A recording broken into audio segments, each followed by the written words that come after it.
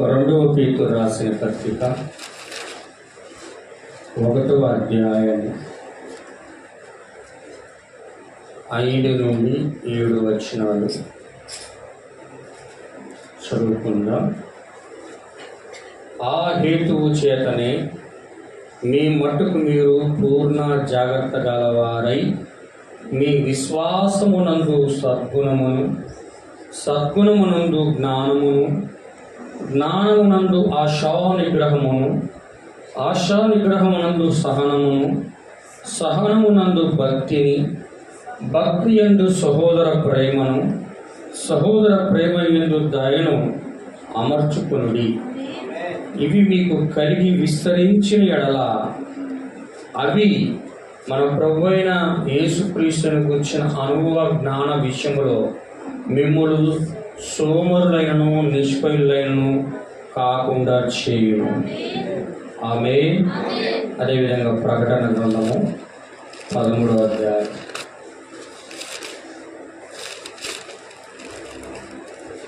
16-17 వచనాలు దేవుని యొక్క వాక్యాన్ని చదువుకుందాం.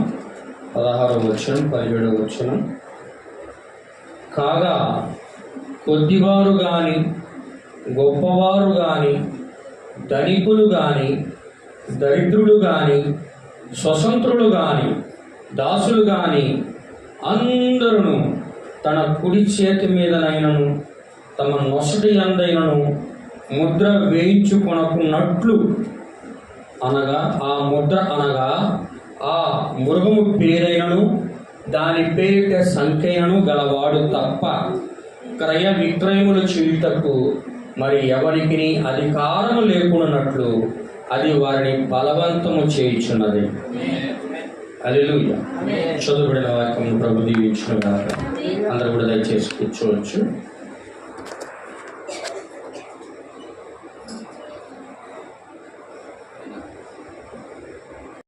పరిశుద్ధ నామానికి మహిమ కలుగుగాక. మొదటగా సంఘంలో కూడిన దేవుని యొక్క పరిశుద్ధులందరికీ కూడా ప్రభువైన యేసుక్రీస్తునామమున నా యొక్క వందనాలండి. అందరికీ పేరున నా యొక్క వందనాలు తెలియజేస్తున్నాను. సరే, నేను సమయంలో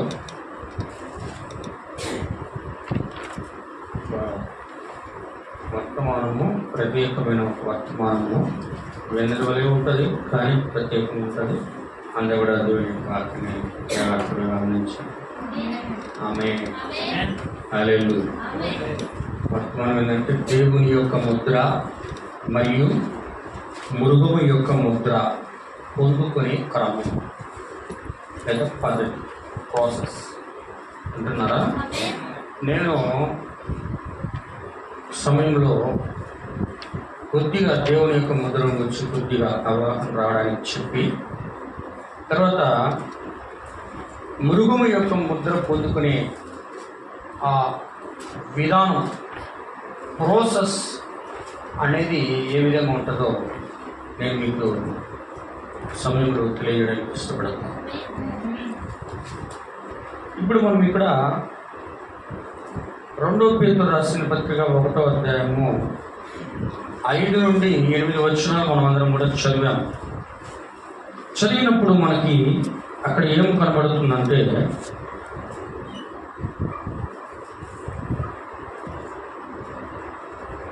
మీ మట్టుకు మీరు పూర్ణ జాగ్రత్త గలవారై, మీ మట్టుకు మీరు అన్ని బాగా గమనించాల. దేవునికి స్తోత్రం. పూర్ణ జాగ్రత్త గలవారై,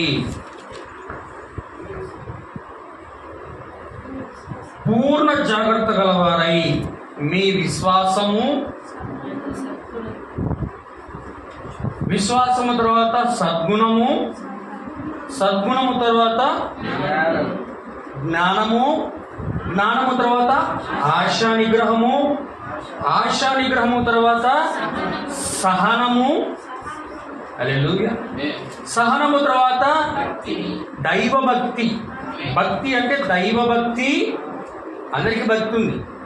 హిందూ సహోదరులకు భక్తి ఉంది, ముస్లిం సహోదరులకు భక్తి ఉంది, లేదా ఇంకా ఎన్ని రకాల ప్రజలు ఉన్నారో వాళ్ళందరూ కూడా భక్తి ఉంది. హల్లెలూయా. ఇక్కడ మాట్లాడుతున్నాడు దైవ భక్తి గురించి మాట్లాడుతున్నాడు పౌలు గారు. ఏమండి, క్షమించండి, పేతురు గారు. భక్తి యందు సహోదర ప్రేమను, సహోదర ప్రేమ తర్వాత దేవుడు చారిటీ అని ఉంటుంది ఇంగ్లీష్ బైబిల్లో. చారిటీ అంటే దైవికమైన ప్రేమ. అదే దైవిక ప్రేమ చివరగా వచ్చేది చేస్తుందంటే ఒక విశ్వాసిని కానీ, ఒక ప్రవక్తను కానీ, ఒక అపోస్తలుడు కానీ, ఒక సువార్థికుడిని కానీ, ఒక ఉపదేశకుడు కానీ, 5 రకాల పరిచయలో ఉన్నోళ్ళు కానీ, దేవుని యొక్క పిల్లలుగా ఆయన శరీరములో పరిశుద్ధాత్మ బాప్తిజం పొందిన ప్రతి ఒక్కరిని కూడా చివరిగా ఆయన ముద్రిస్తారు. ఇక్కడ మనం ఏం చూస్తున్నామంటే దేవుని యొక్క ముద్రను పొందుకునే ఒక క్రమాన్ని చూస్తున్నాం. దేవుని యొక్క ముద్రను పొందుకునే ఒక క్రమం ఇక్కడ ఉంది. దేవుని యొక్క ముద్రను ఏ విధంగా పొందుకుంటారో అదే విధానంలోనే మృగము యొక్క ముద్ర కూడా పొందుకుంటారు.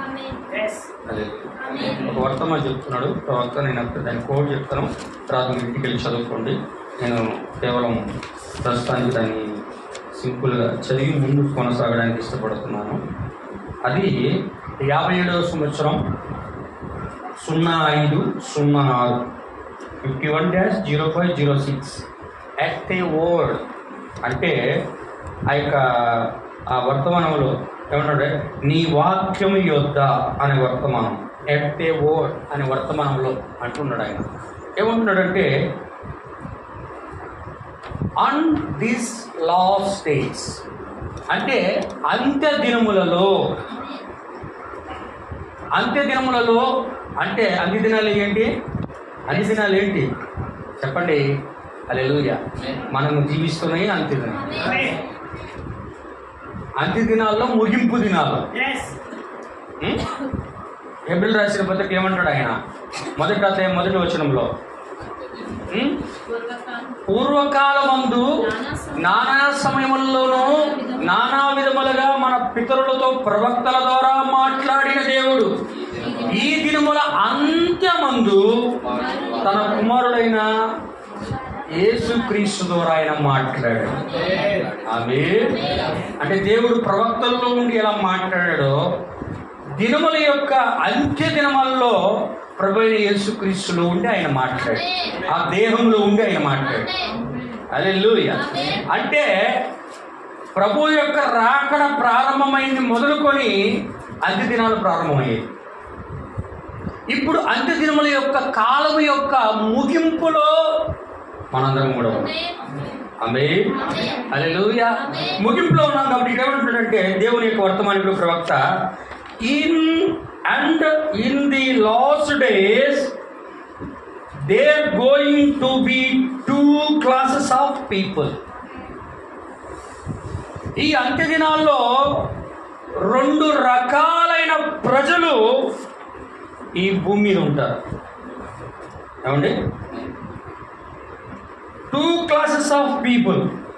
Then that has the seal and the other will have the mark of the beast. అంటే దానిలో ఒకరు దేవుని యొక్క ముద్ర పొందుకునేవారు, ఇంకొకళ్ళు మృగము యొక్క ముద్రను పొందుకుంటారు. మీకు దాంట్లో నేను మెసేజ్ హబ్లో చదువుతున్న దాన్ని మీరు అలా చూడాలనుకున్నారు. చూడండి 19వ పేరాలో 51:05-06లో ఎట్ ది వర్డ్ అనే మెసేజ్లో 19వ పేరాలో 4 పేరాలు ఉంటాయి. 4 పేరాల్లో చివరి పేర 4వ పేర.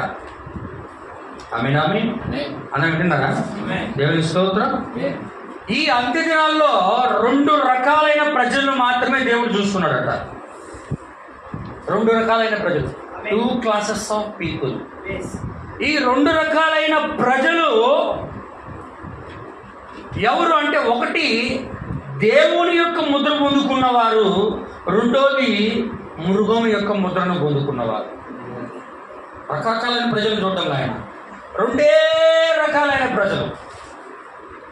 ఆమేన్. ఇప్పుడు దేవుని ముద్ర, రెండోది మృగము యొక్క ముద్ర.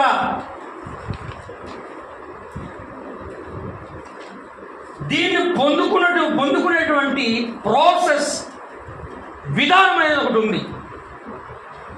మొదట దేవుని ముద్ర గురించి మనం చూసినట్లయితే, దేవుని యొక్క ముద్రను పొందుకోవాలంటే మొదట ఏం చేయాలంటే దేవుని యొక్క పరిశుద్ధాత్మను పొందుకోవాలి.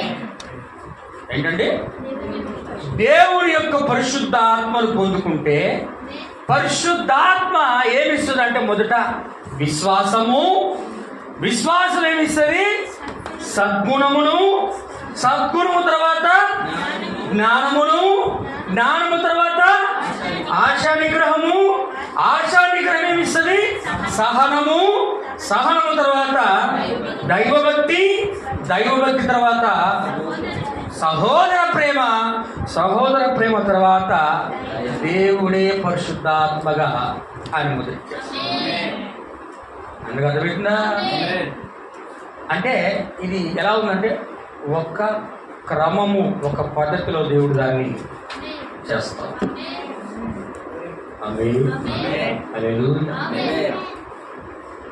పరిశుద్ధాత్మ నీకు విశ్వాసాన్ని అనుగ్రహిస్తేనే ఇవన్నీ ఒకదాని తర్వాత ఒకటి దేవుడు ప్రతి దానికి మధ్య దేవుడు విశ్వాసం ఇచ్చాడు అనుకో, విశ్వాసం తర్వాత నీకు సద్గుణం ఇవ్వాలి. సద్గుణం ఇవ్వాలనుకో, దేవుడు నిన్ను ఏం చేస్తాడంటే పరీక్షిస్తాడు. ఏం చేస్తా? విశ్వాసం ఇచ్చినప్పుడు విశ్వాసం గురించి పరీక్షిస్తాడు. దాంట్లో నిలబడ్డావు అనుకో, విశ్వాసం తర్వాత నీకు సద్గుణం ఇవ్వాలనుకుంటున్నాడు, అప్పుడు సద్గుణం ఇస్తాడు. సద్గుణం ఇచ్చిన తర్వాత ఆయన మరలా ఏం చేస్తాడంటే మళ్ళీ పరీక్షిస్తాడు. సద్గుణం ఇచ్చిన తర్వాత నువ్వు దాంట్లో నిలబడ్డావు అనుకో సద్గుణంలో, అప్పుడు తర్వాత ఏమిస్తాడు ఆయన? జ్ఞానాన్ని ఇస్తాడు. నువ్వు జ్ఞానం ఇచ్చిన తర్వాత మళ్ళీ ఆయన పరీక్షిస్తాడు. హల్లెలూయా. దాన్ని ఇచ్చినాక నువ్వు వాక్యం కొరకు జ్ఞానంలో నిలబడ్డావు అనుకో, మళ్ళీ ఆయన ఏం చేస్తాడంటే ఆశా నిగ్రహాన్ని ఇచ్చినప్పుడు నువ్వు దాంట్లో కూడా పరీక్షించబడిన తర్వాత నిలబడితే మరలా దేవుడు ఏమిస్తాడు? హల్లెలూయా. ఏమిస్తాడంటే సహనం ఇచ్చిన తర్వాత మరలా దేవుడు పరీక్షిస్తాడు. సహనమును పరీక్షించిన తర్వాత మరలా ఏమిస్తాడంటే నువ్వు నిలబడితే ఏమిస్తాడు? దైవభక్తి ఇచ్చినాక మళ్ళీ పరీక్షించినాక నువ్వు నిలబడితే అప్పుడు చివరిగా ఆయన సహోదర ప్రేమ. హల్లెలూయా. సహోదర ప్రేమను ఇచ్చిన తర్వాత నీకు మరలా సహోదర ప్రేమలో నేను పరీక్షించినప్పుడు నువ్వు వాక్యం కొరకు నిలబడినట్టే చివరిగా దేవుడే వచ్చి ఏం చేస్తాడంటే సీల్. హల్లెలూయా. నిన్ను సీల్ చేసినప్పుడు సీల్ అంటే అర్థం ఏంటంటే, సీల్ దేవుని యొక్క వర్తమానికుడు, ప్రవక్త అంటే అర్థమే ఉంటాడంటే, సీల్ అంటే ఇక నిన్ను నీ దగ్గరికి పరీక్ష కొరకు ఏది రాదు. అందరూ వింటున్నారా? నిన్ను ఇక తాగడానికి దేనికి అధికారం లేదు. ఇప్పుడు మనము దాని గురించి కొద్ది నిమిషాలు చెప్పిన తర్వాత నేను మృగం యొక్క ముద్ర యొక్క ప్రాసెస్లోకి వెళ్తాను. హల్లెలూయా. చూడండి, దేవుని యొక్క ముద్ర గురించి మాట్లాడుతూ ఒకసారి చూడండి. అపోస్తుల కార్యము 1వ అధ్యాయము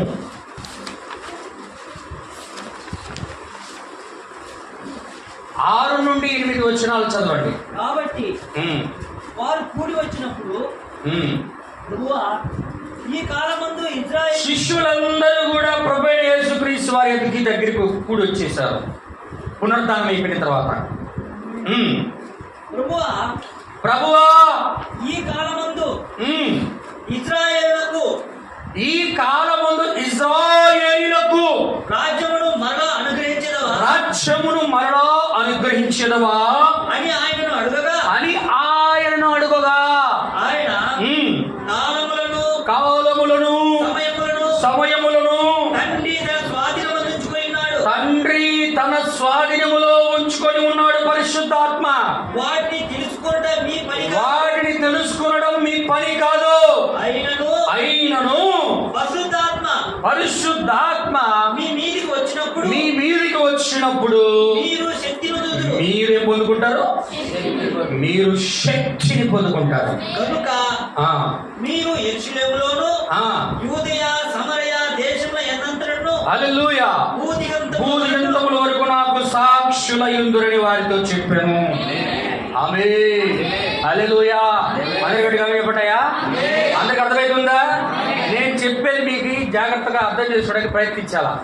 ఇప్పుడు శిష్యులందరూ కూడా ప్రభుత్వంతో పాటు 3 సంవత్సరాలు 12 మంది ఉన్నారు. ఇక్కడికి ప్రభు యేసుక్రీస్తు వారి దగ్గరికి వస్తున్న వారిలో అప్పటికి ఆయన పునరుద్ధానం పొందుకునే లోపల ఒకడు ఊరి పోసుకుని చనిపోయాడు. వాడు ఇస్కరియోతు యూదా. హల్లెలూయా. ఇప్పుడు ఇక్కడ ఏం జరుగుతూ ఉందంటే, ఇప్పుడు మిగతా శిష్యులందరూ కూడా ప్రభువైన యేసుక్రీస్తు వారి దగ్గరికి వచ్చి పునరుద్ధానం పొందుకొని ఆయన పరలోకమునకు ఆరోహణమవుతున్నప్పుడు ఆయన దగ్గరికి వచ్చి ఏమంటున్నారంటే, ప్రభువా, ఈ కాలమున నువ్వు ఇశ్రాయేలు దగ్గరికి వచ్చావు కదా, వారిని నువ్వు తోసివేశారు, నువ్వు పునరుద్ధానం పొందుకున్నావు, మరి పరలోకానికి వెళ్ళిపోబోతున్నావు, అయితే మరలా వాళ్ళకి రాజ్యాన్ని ఇప్పుడు నువ్వు అనుగ్రహిస్తావా అని అడిగారు. ఎందుకంటే వాళ్ళకి రాజ్యాన్ని ఇవ్వడానికి వచ్చాడు ఆయన. వాళ్ళు ఏం చేశారు? ఆ రాజ్యాన్ని ఏం చేశారు? రాజ్యం అంటే యేసుప్రభువే కదా, పరిశుద్ధాత్మే కదా. హల్లెలూయా. ఆ రాజ్యమైన ఆయన వాళ్ళు త్రోసివేశారు కాబట్టి ఆ శిష్యులకు మాత్రమే ఆ శిష్యులతో ఆయన ఏమంటున్నాడంటే, ఆ కాలములను సమయముల గురించి తెలుసుకున్నట అది మీ పని కాదు. హల్లెలూయా. ఆ కాలము సమయం యొక్క పని అంతా ఆయన తన చేతిలో ఉంచుకొని ఉన్నాడు. కాలము సమయం ఎవరి చేతిలో ఉన్నాయి? కాలం జరగాలన్నా దేవుని చేతిలో, కాలం ఆగిపోవాలన్నా అని అర్థమవుతుందా? కాలం ముందు కొనసాగాలంటే దేవుడి చేతిలోనే ఉంది, అది ఆగిపోవాలన్నా ఆయన చేతిలోనే ఉంది. హల్లెలూయా. అందుకే కాలమును సమయమును దేవుడు తన యొక్క చేతుల్లో ఉంచుకొని ఉన్నాడు. కాబట్టి మీరు ఏం చేస్తారంటే, నేను చెప్పినట్లుగా ఆ యెరూషలేము మేడగదిలోకి వెళ్ళి పైనుండి శక్తి వచ్చే వరకు మీరు ప్రార్థన చేయండి. ఆమేన్. హల్లెలూయా. అంటే అప్పటి వరకు ఈ శిష్యులు ఎవరు కూడా పరిశుద్ధాత్మను చెప్పండి, శిష్యులందరూ పరిశుద్ధాత్మను పొందుకోలేదు. అంటే పుట్టుకతో ఏ వ్యక్తి అయినా సరే దేవుని యొక్క ముద్రను కానీ మృగము యొక్క ముద్రను కానీ పొందుకో. దాన్ని లోకములోకి వచ్చినప్పుడు ప్రార్థన ద్వారా దేవుని ముద్రను, లోక కార్యాల ద్వారా మృగము యొక్క ముద్రను పొందుకో. దేవుని ముద్ర కావాలంటే ఒక విధానం ఎలా ఉన్నదో మృగము యొక్క ముద్ర కూడా పొందుకోవడానికి ఒక క్రమం ఉంది. హల్లెలూయా. ఇప్పుడు ఏమంటున్నాడంటే, ఇక్కడ పైనుండి శక్తి వచ్చే వారికి యెరూషలేములో మీరు కనిపెట్టుకుని ఉండండి, అప్పుడు మీరు పరిశుద్ధాత్మ శక్తిని మీరు పొందుకుంటారు. ఆమేన్. హల్లెలూయా అని అన్నప్పుడు వాళ్ళందరూ కూడా ఏమి వెళ్ళారు? మేడగదిలోకి వెళ్ళారు. అయ్యా సంతోషంగా నిద్రపోయి సంతోషంగా హ్యాపీగా వినేవాళ్ళు వినండి, పరలోకానికి పోయేవాళ్ళు పోండి, పరలోకం మనం ఏడే ఉండండి, ఇంకలా చెప్పాలి. వాక్యం చెప్తున్నప్పుడు జాగ్రత్తగా వినాలి, గమనించాలి. ఎందుకంటే ఒక వ్యక్తి ఎత్తబాటులోకి వెళ్ళే లోపల, లేకపోతే నిద్రించే లోపల దేవుని ముద్రను పొందుకోవాలి. అది కానీ నువ్వు పొందుకోకపోతే నువ్వు ఖచ్చితంగా దయ్యం యొక్క ముద్రను పొందుకుంటావు. నేను చెప్పేది వర్తమానం వాళ్ళు ఎవరో వినడానికి కాదు. వాళ్ళు ఎవరో పెట్టారు, వాళ్ళు మనం అది మనకు అవసరమే లేదు అసలు. హల్లెలూయా. నేను చెప్పేది ఎందుకు అంటే, మనలో ఒకవేళ అటువంటి వాటిని ఉంటే సరిదిద్దుకోవడానికి. ఎందుకంటే దేవునికి చాలా దగ్గరగా ఉన్న వాళ్ళు మనమే కాబట్టి మనం సరిదిద్దుకొని, ఒకవేళ మనలో ఉందనుకో, ప్రవక్త దేవుడు ఎప్పుడైనా సరే ఎన్నడూ కూడా ఒకటి నశించిపోవాలని కోరుకోడండి.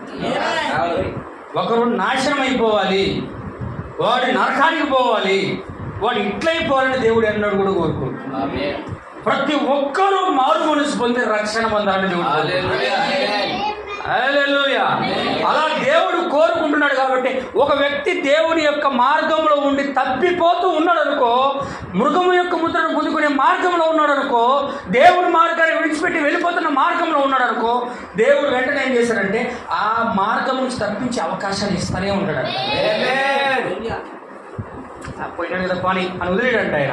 మార్గాలు తప్పిపోతున్నా కూడా వాడిని తప్పించి మరలా తన దగ్గరికి తీసుకొచ్చి ఆయనకి దేవుని మొదలు ఇవ్వడానికి దేవుడు సహాయం చేస్తున్నాడు. కానీ మనుషులే అనేక సార్లు కావాలని తోసేసుకొని దేవుడిని విడిచిపెట్టి వెళ్ళిపోతారు. అలాంటప్పుడు దేవుడు కూడా వెళ్ళి విడిచిపెట్టారు. హల్లెలూయా. కాబట్టి దాన్ని చూపించడానికి ప్రయత్నిస్తుంది. దానికన్నా ముందుగా నేను చూపించేది ఏంటంటే ఇక్కడ మొదట పరిశుద్ధాత్మను పొందుకున్నారు. చూడండి, నేను ఒక మాట చూపిస్తాను ఇక్కడ, మీరు గమనించండి.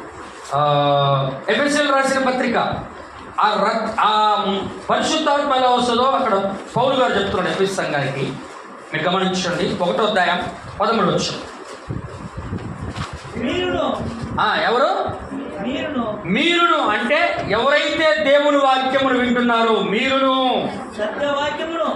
ఏం వాక్యం అండి? సత్యవాక్యం. హల్లెలూయా. మనం కలిగిన వాక్యం ఏంటి? సత్యమనబడే వాక్యము. అనగా మీ రక్షణ సువార్తను విని మీరు క్రీస్తునందు మీరు విశ్వాసముంచి వాగ్దానం చేయబడిన ఆత్మ చేత ముద్రించబడాలంటే మొదట ఏం చేయాలా? మొదట ఏమొస్తుందంట? మీరు రక్షణ సత్య వాక్యమును మీరు మొదట విని మీ రక్షణ సువార్తను విని క్రీస్తునందు విశ్వాసముంచాలా. మొదట ఏం చేయాలా? హల్లెలూయా. అందరూ వింటున్నారా? మొదట ఏం చేయాలా? మొదట రక్షణ సువార్తను వినాలి. వినిన తర్వాత రెండో విధానం ఏంటంటే ఆ వాక్యము చెప్పిన వాక్యమందు విశ్వాసం ఉంచాలి. హల్లెలూయా. విశ్వాసం ఉంచిన తర్వాత దేవుడు మనకు పరిశుద్ధాత్మను వాగ్దానం ఇస్తాడు.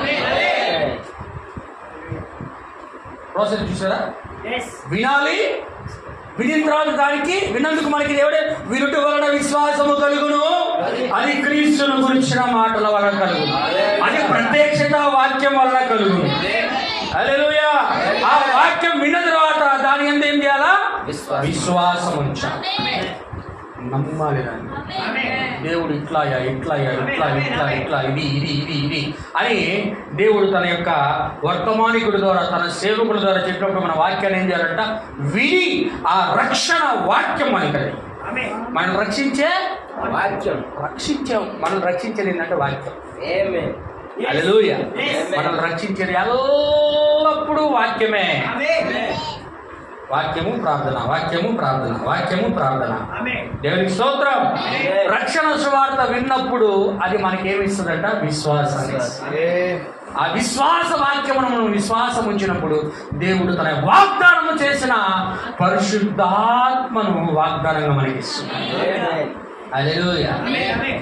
ఆ పరిశుద్ధాత్మ వాగ్దానముగా మనకు అనుగ్రహించబడిన తర్వాత మనకి విశ్వాసం వచ్చింది కదా. విశ్వాసము కింద తర్వాత సద్గుణం ఇస్తున్నాడు. సద్గుణము కింద ఆయన జ్ఞానాన్ని ఇస్తున్నాడు. జ్ఞానము కింద ఆయన ఆశా నిగ్రహం ఇస్తున్నాడు. ఆశా నిగ్రహం కింద ఆయన సహనముని ఇస్తున్నాడు.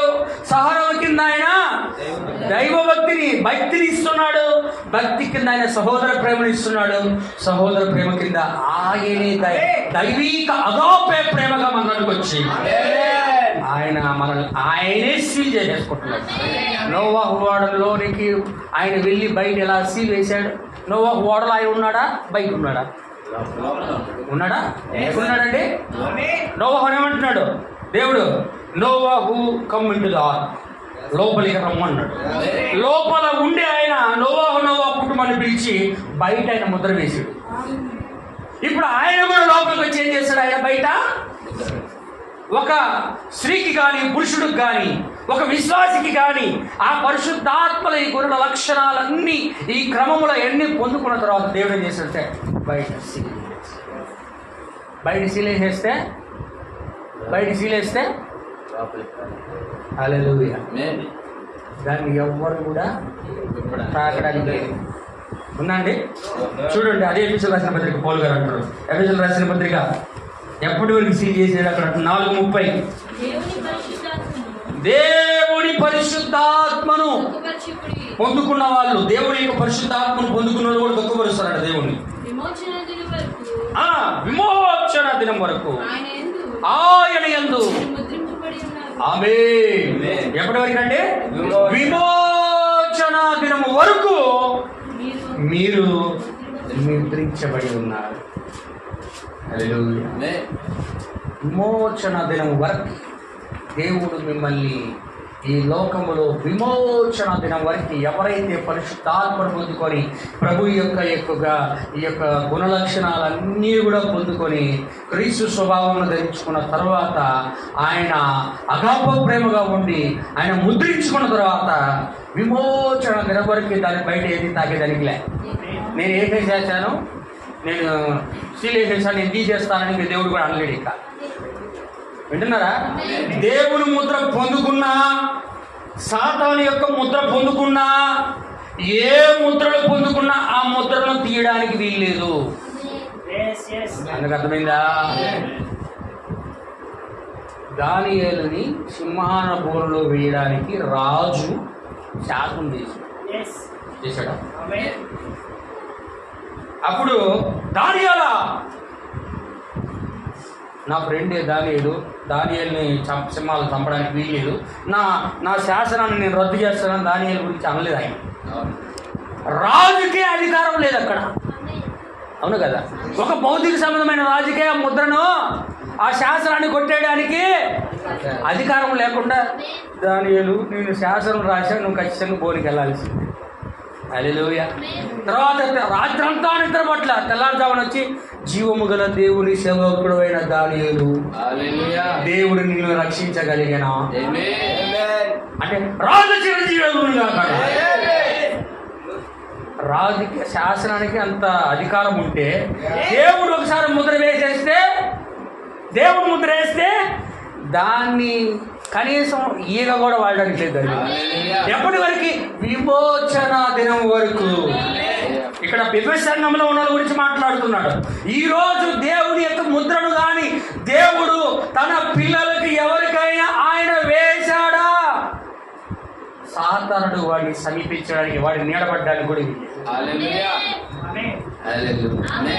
ఎవరికి అర్థమైందా? హల్లెలూయా.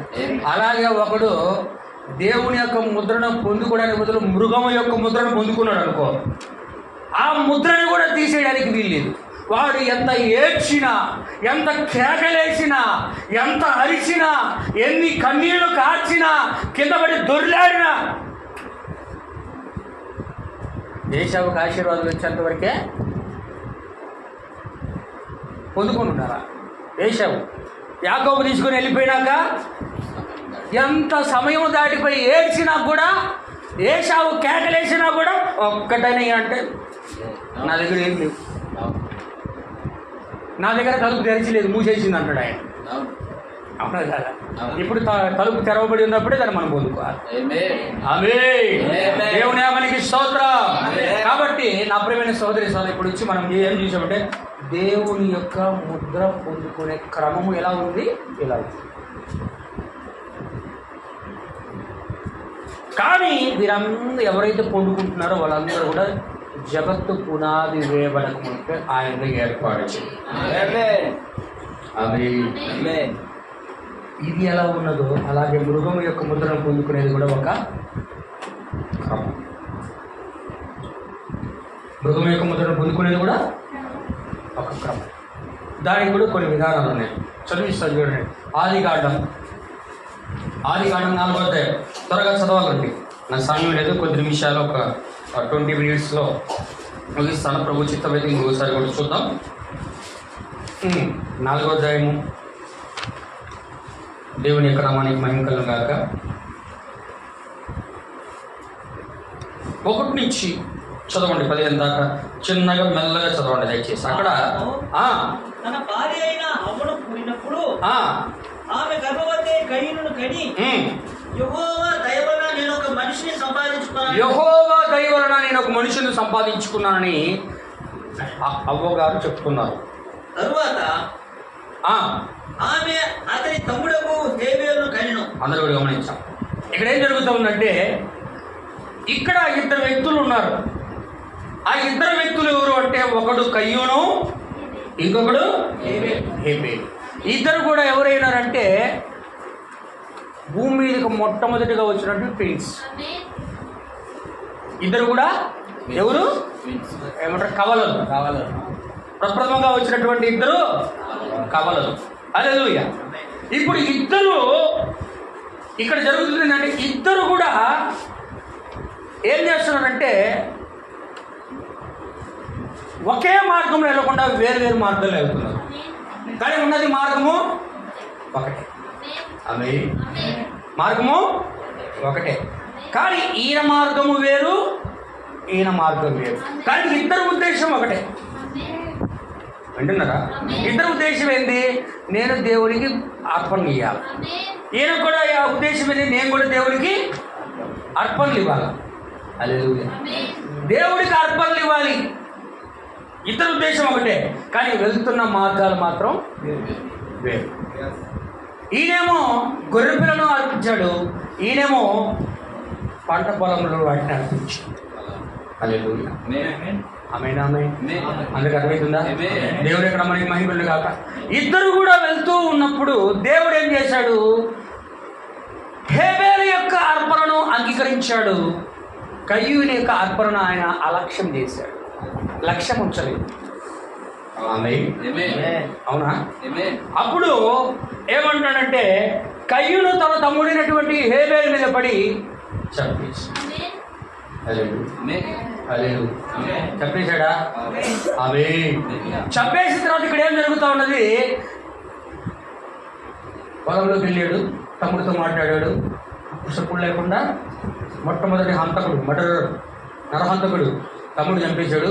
ఏం చదువున్నట్టు చేతులు కడుక్కున్నాడు, ఇంటికి వచ్చేసాడు. ఇప్పుడు ఇదంతా కూడా దేవుడు చేశాడు. దేవుడు కూడా వీడిని విచారిద్దామని దేవుడు ఏం చేస్తున్నాడా? న్యాయ విచారణ దగ్గరకు వచ్చినప్పుడు ఆయన గురించి విచారిస్తా ఉంటే, నీ తమ్ముడైన హేబేలు ఎక్కడ? నేను ఇక్కడ మీకు మృగము యొక్క ముద్రను పొందుకున్నటువంటి విధానాన్ని చూపించడానికి ప్రయత్నిస్తాను. అర్థమవుతుందా?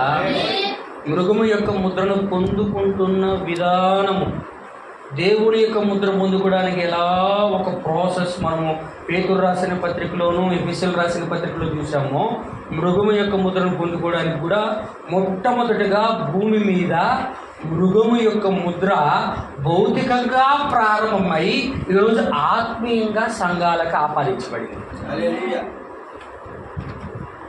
కయ్యూనికి వేసిందేమో భౌతిక సంబంధమైనదే, కానీ ఈరోజు దేవుడు వేస్తున్నది ఆయన వాక్యాన్ని త్రోసి వేసిన వాళ్ళకి ఆత్మీయంగా ఏపిస్తున్నాడు. అది చూడడానికి నేను చూపిస్తున్నా ఇక్కడ. హల్లెలూయా. ఇప్పుడు ఏమన్నాడు అక్కడ? చదువు బ్రదర్, త్వరగా చదవండి. 9 నీ తమ్ముడైన హేబేలు ఎక్కడా అని కయ్యూను అడగా, అతడు నేను ఎరుగను, నా తమ్మునికి నేను కావలివాడనా? నా తమ్ముడు నేనేమైనా కావాలన్నా అనెను. అప్పుడు ఆయన, నీవు చేసిన పని ఏమిటి? నీ తమ్ముని రక్తం యొక్క నువ్వు చేసిన దోషం ఏం కనబడుతుందని నీ తమ్ముని యొక్క రక్తము యొక్క స్వరము నేలలో నుండి నాకు మొరపెడతా ఉన్నది. రక్తం మాట్లాడుతుందండి. వింటున్నారా? రక్తమేమా ఏం చేస్తా ఉన్నది అంటే, రక్తానికి స్వరము ఉన్నది. యేసుక్రీస్తు రక్తానికి స్వరం ఉందా? హేబేలు కంటే శ్రేష్టమైన మరీ గొప్పదైన ప్రోక్షించబడిన రక్తం ఎదుకు మనం వచ్చినాం. హేబేలు రక్తమే మాట్లాడింది. కొత్త నిబంధనలో దాని గురించి పౌలు గారు మాట్లాడుతున్నారు. ఏమంటాడంటే, హేబేలు కన్నా గొప్పదైన శ్రేష్టమైన రక్తం ఎదుకు మనము వచ్చి ఉన్నాము. హల్లెలూయా. హేబేలు యొక్క రక్తం పగన తీర్చుకోమని మనకి కానీ యేసుక్రీస్తు యొక్క రక్తము పాపములను క్షమించమని మొరపెడతాం, వాళ్ళని క్షమించమని మొరపెడతాం. ఆమేన్. అందుకే ఇక్కడేమంటాడంటే, నేను నా తమ్ముడికి ఏమైనా కావలి వాడనా నేను ఎరుగను అని అన్నప్పుడు అక్కడ ఏమంటే, నీ తమ్ముడి యొక్క రక్తము నేలలో నుండి మొరపెట్టుచున్నది కావున నీ తమ్ముని రక్తమును నీ చేతిలో నుండి పుచ్చుకొనుటకు నోరు తెరిచిన ఈ నేల మీద ఉండకుండా. చూడండి, నీవు చిందించిన రక్తము ఈ భూమి మీద ఒలికించబడింది. హత్య చేసినప్పుడు ఏమైంది? అక్కడ రక్తము ఒలికించబడింది. హల్లెలూయా. అందుకే ఏం జరుగుతుంది అక్కడ? నువ్వు ఎక్కడైతే రక్తము చిందించావో అది నోరు తెరిచిన భూమి మీద నువ్వు ఉండకుండా నీవు శపించబడిన వాడవై నీవు నేలను సేద్యపరచునప్పుడు ఏమీదంట? అది తన సారమును ఇక మీదట నీకు సారమును ఇక మీదట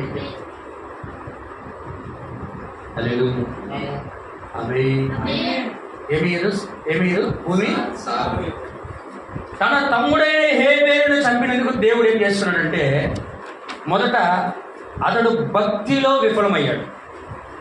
అందుకు అర్థమైందా?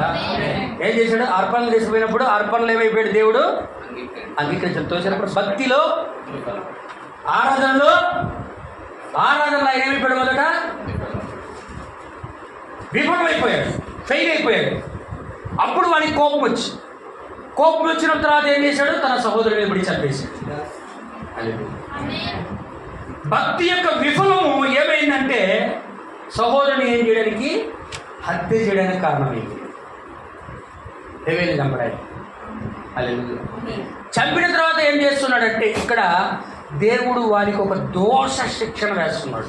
చేసిన దోషము నిమిత్తం శిక్షణ వేస్తున్నాడు. ఆ శిక్ష ఏంది అంటే, నువ్వు నీ సహోదరుని ఈ నేలలో ఎక్కడైతే రక్తం ఒలికించావు ఈ భూమి మీద, ఆ భూమి మీద ఏమీదో సారం.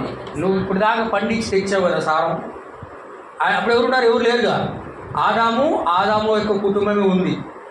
హల్లెలూయా. ఇప్పుడు ఆయనకి వేసిన దోష శిక్ష ఏంది? కయ్యనికి దేవుడు నువ్వు ఎక్కడ భూమి వేసినా కూడా, నువ్వు ఎక్కడ పంట పండించినా కూడా దానికి సారం లేకుండా చేసేసాను. నువ్వు ఎంత పంట వేసినా నీకు పంట రాదు. నువ్వు ఎంత కష్టపడ్డా కూడా నీకు సారం ఉండదు. ఆ భూమికి సారము ఉండదు. హల్లెలూయా అని చెప్పినప్పుడు అప్పుడు ఏమంటాడు కయ్యను? నా దోష శిక్ష నేను భరించలేనంత గొప్పది. నా దోష శిక్ష నేను భరించలేనంత గొప్పది. నన్ను ఎవడు కనుగొనునో వాడు నన్ను చంపుతాడు అన్నాడు. హల్లెలూయా. అప్పుడు దేవుడు ఏం చేశాడు? ఎవడును కయ్యూరుని చంపకుండునట్లు.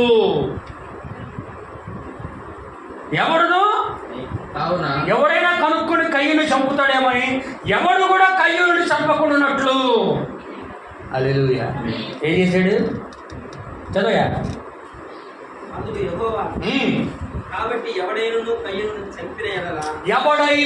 కయ్యూరుని చంపిన ఎడల చంపిన వాడికి ప్రతిదండనగా 7 నేను శిక్ష విధిస్తా.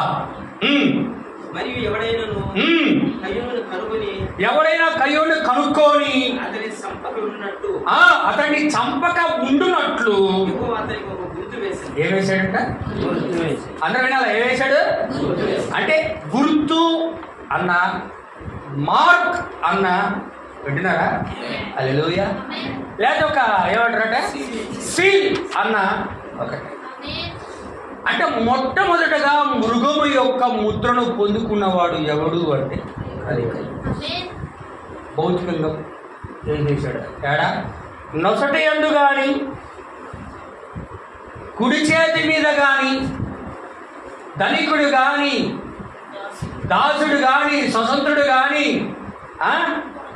గొప్పవారు కానీ, పేదవారు కానీ, వారు ఎవరైనా సరే కుడి చేతి మీద అయినను నొసడ యందైనను ముద్ద వేయించుకుని ఆ ముద్ద అనగా ఆ మృగము పేరైనను దాని పేరిట సంఖ్యను గలవాడు తప్ప క్రయ విక్రములు చేయుటకు ఈ దినములో అధికారము లేదు. అంటే భౌతికంగా ప్రారంభమైన ముద్ర ఈరోజు ఆత్మీయంగా ముగించబడతా ఉంది. అందరికి అర్థమైందా? అందరి గట్టిగా చెప్పండి హల్లెలూయా, దేవునికి స్తోత్రం. కాబట్టి ఇక్కడ చూపించేది ఏంటంటే, మొదట కయ్యూను ఏం చేశాడు అంటే భక్తిలో ఫెయిల్ అయిపోయాడు, ఆరాధనలో ఫెయిల్ అయిపోయాడు. రెండోది హత్య చేశాడు. మూడోది దోష శిక్షను తెచ్చుకున్నాడు. హల్లెలూయా. దోష శిక్ష భరించలేనిదిగా ఉన్నది. తర్వాత ఆయన ఏమైపోయాడు అంటే మృగము యొక్క ముద్ర వైపు నడిపించాడు. అందరం ఉన్నారు. అంటే దేవునిలోనే ఉండొచ్చు, కానీ మనము నడిచే విధానమును బట్టి ఆ ముద్ర వస్తుంది. నడుచుకునే నువ్వు వాక్యమునికి చెవికి వాక్య ప్రకారం ఉన్నట్లయితే దేవుని యొక్క ముద్ర వస్తుంది. నువ్వు వాక్య ప్రకారం దేవుడు చెప్పినట్లు చేయకుండా నీ ఇష్టానుసారంగా నీవు ఉంటే నీకు మృగం యొక్క ముద్రను నువ్వే సంపాదించుకుంటావు. దేవుని యొక్క ముద్రను కూడా మనమే సంపాదించుకోవాలా. అర్థమైందా? దేవుని ముద్ర కావాలంటే కూర్చోవాలంటే ముద్ర వస్తుందా? చెప్పండి సార్, మరి చెప్పండి అమ్మా. దేవుని ముద్ర కావాలంటే ఇంట్లో కూర్చొని ఉంటే ముద్ర రాదు, సంఘానికి వచ్చి పోగానే ముద్ర రాదు. ఇక్కడ విన్న వాక్య ప్రకారం లోకంలో జీవిస్తూ దేవుని కొరకు జీవిస్తూ దేవుని యొద్దకు వచ్చి మనం మోకాళ్ళుని పర్సనల్గా ప్రార్థన చేస్తున్నప్పుడు ఆ ముద్ర పొందుకుంటాం. అంతేగాని చూసారి మన ఇష్టానుసారంగా మనం జీవించి నువ్వు దేవుని ముద్ర కలిగి ఉన్నావు అంటే అది అబద్ధం. ఈరోజు మనము ఇద్దరు వ్యక్తులను నిలబడి ఈయనకి ఏ ముద్ర ఉంది, ఈయనకి ఏ ముద్ర ఉందని చెప్పు అంటే చెప్పలేము. చెప్పగలవా? ఎందుకంటే ఇది ఈరోజు ఆత్మీయంగా ఆత్మీయంగా ఉంది. కానీ దాన్ని మనం కనిపెట్టే మార్గాన్ని మాత్రం దేవుడు వాడుతున్నాడు. ప్రాసెస్ మాత్రం రెండు ఒకే రకంగా ఉంటాయి. ఇద్దరు క్రైస్తవులే. హలో, ఇద్దరు, అది స్త్రీలైనా పురుషులైనా అది ఎవరైనా సరే క్రైస్తవులే. కానీ వెళ్తున్న మార్గాలు వేరుగా ఉంటాయి. ప్రార్థనకు వచ్చే ఉద్దేశాలు ఒకటే, ఆరాధన చేసే ఉద్దేశాలు ఒకటే. హల్లెలూయా. నడుస్తున్నటువంటి మార్గాలను బట్టి అది మనం పొందుకుంటాం. కానీ నువ్వు తప్పుడు మార్గం వెళ్తుంటే దేవుడు దాన్ని మాత్రం ఖచ్చితంగా హెచ్చరిస్తాడు. బిలాము ఎవరు? బిలాము ఎవరండి? మోయాబీయులకు ప్రవక్త. మోషే ఎవరు? ఇశ్రాయేలులకు ప్రవక్త. బిలాము కుయుక్తి చేత ఇశ్రాయేలులందరినీ కూడా నాశనం చేయాలనుకున్నాడు. వాడు వెళ్తున్న మార్గము తప్పు. హల్లెలూయా. అప్పుడేం చేశాడు? ధనమును ప్రేమించి వెళ్తున్నప్పుడు దేవుడు గాడితో బుద్ధి చెప్పాడు. అయినా వాడు మారలా. దేవుడు అడ్డపడ్డా? ఇజ్రాయెల్ దగ్గరికి వెళ్ళబాకరా, నీ బాడికి నువ్వు రక్షించబడతావు అని దేవుడు కోరాడు. కానీ వాడు ఏం చేశాడు? తప్పుడు మార్గం పోయాడు. గాడితో బుద్ధి చెప్పాడు. అప్పుడు ఖడ్గము గాడిద గారి ముందు లేకుండా ఉంటే దేవునితో తెలిసి వాడు నాశనం చేశాడు, చంపేసి ఉండేది. కానీ అక్కడ బుద్ధి చెప్పినా కూడా వాడు మారలే. మరలా ఏం చెప్పాడు? బాలకరాజు దగ్గరికి వెళ్ళి మళ్ళీ కొన్ని ట్రిక్స్ వదిలేడు.